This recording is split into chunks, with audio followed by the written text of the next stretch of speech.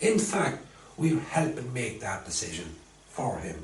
And the reason we're doing it is, as I say, we're trying to make it a little bit predictable. We've anticipated this pass, we're ready for it. What you want to do is,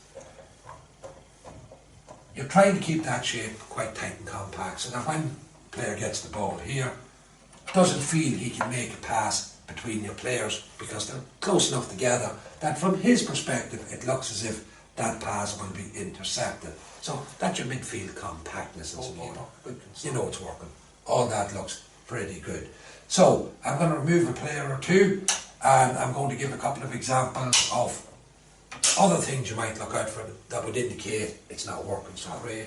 This is a perfectly natural situation to develop in a football match, not something I would worry about at all. What you want to do is make sure that your midfielders can still defend effectively. And how can you do that when you appear to be on the wrong side of the ball? Well, first of all, now we're going to take a quick look at the high pressing style of defending, and we're going to do it for a few reasons. One is, I mentioned it, and because I mentioned it, we should deal with it.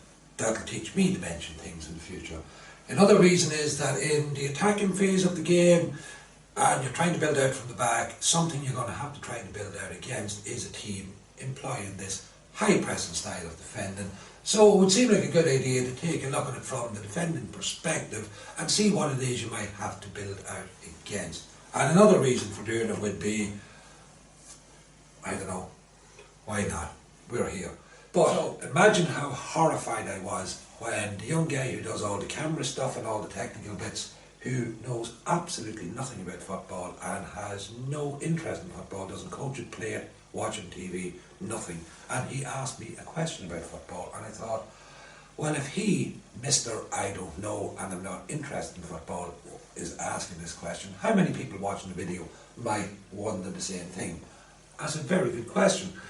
So we'll try to answer it. And the question was, what happens when you come up against a team who, as he put it, don't do any of that stuff you were talking about, and they just play the ball long all the time? What happens? Does your entire defending go out the window? And of course the answer is no. I've heard the question. Of course, all the time you want to attack a ball where it lands in football. You don't want it just being played randomly somewhere and then going and chasing it wherever that might be.